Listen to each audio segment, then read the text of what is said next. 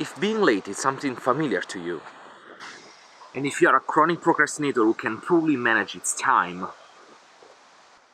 I just want to tell you, you are not alone.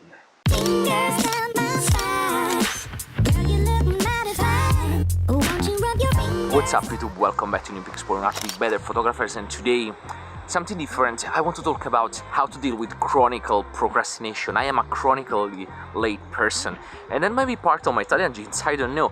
The truth is, it hurts me, it hurts the people around me, and even worse is when it hurts your business. And today I want to talk about something very personal. So the statistics says that 40% of people who procrastinate, they have experienced financial loss. And I want to discuss with you what are the steps that I take to avoid all of this. So the thing is, you need to plan your activities, and that's my first suggestion. The thing is, if you have no idea what you're gonna do to achieve a goal, then of course you're never gonna progress into the project. And what I mean by planning your activities, it can be as simple as taking pen and paper and write down what you have to do. And in fact, what you can do, it's having a simple Excel file where you have the 7 days of the week, Monday, Tuesday, and etc. And you can put for each day the goal that you're gonna achieve. And what you should need to do, it's also having a big and long-term schedule. I'm talking about into the overall month. So you're gonna have first of the month, second of the month, third of the month, and across all the days and all the weeks you're gonna put some deadlines for important parts. And that brings us to the second tip. And then the second tip is to actually divide the enormous amount of work that you have to do for a project into smaller steps. It's said that every journey starts with one step, and that's not only like some rhetorical phrase to say just to make you start something. It's actually a suggestion of how to embrace the challenges. So if something looks too big, think about how to get from A to Z.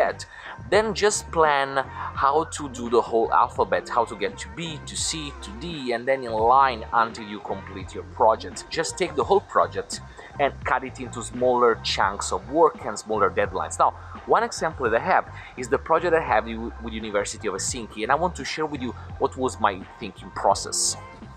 What I actually did for the project is actually start to think what were the first steps that will get me started. And since I had to shoot an enormous amount of people, I said, okay, let's sit down. I used the help of a friend and get all the numbers, emails, and names of the people I have to take portraits. In addition, since I know I wanted to have something to talk about while I was taking photos of them, I started to look what each professor was working on, and that made the overall experience much easier.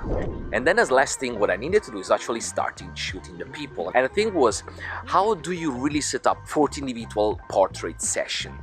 That was a huge amount of work. So what I started to do, I cut down people in groups, and I proceeded group by group, taking advantage of a tool that a friend of mine found. The tool is called calendly.com. What Calendly allows you to do is to actually create time slots in different days, one link where people can choose each time slots, and then you just send that link to as many people as you want. And as time slots are booked, they become unavailable for the others. So you fill up time by time your schedule.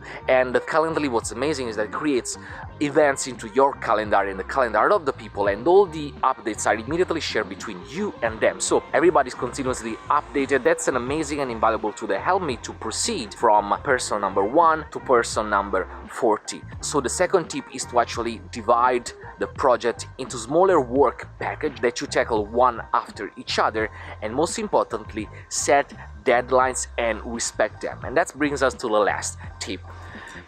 And then as last tip, I want to actually say something that might be difficult for some of us, and it was difficult for me. Realizing our weaknesses is the first step towards the self-improvement as human beings that we wanna achieve. When I realized that I actually was very bad in keeping track of my deadlines, I asked a friend to poke me every single day by simply asking, hey Chris, did you start or finish that? Are you gonna be late on the schedule? For example, something that helped me was actually when I was writing my thesis, which is like 100 pages book filled of science and complex text.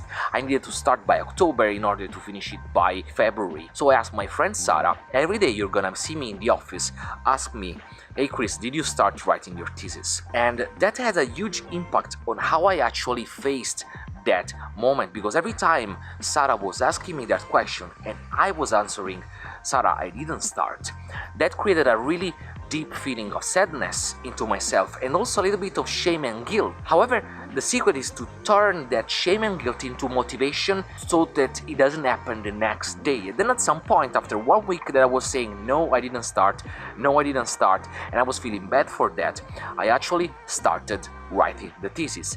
And being able to reply to the friends, yes, I did, I started to write that, or I started to do that, was something so satisfying that I actually kept motivating me. But that's actually what we are all about. We're imperfect human beings, we need support, we need help, so don't be afraid of asking for it. Very good friends will give it to you for free. That was the last tip. Now let's get to the conclusion.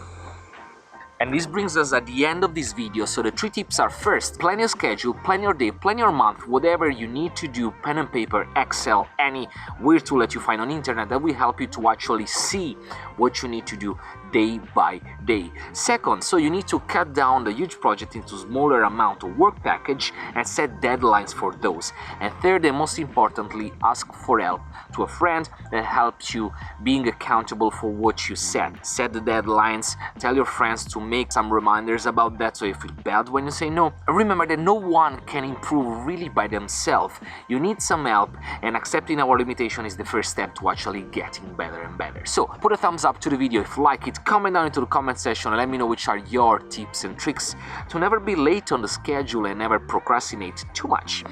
Probably a little bit of procrastination is not that bad, but subscribe to the channel if you aren't yet, and remember to shoot, learn, improve, and from now on also plan a little bit better your life.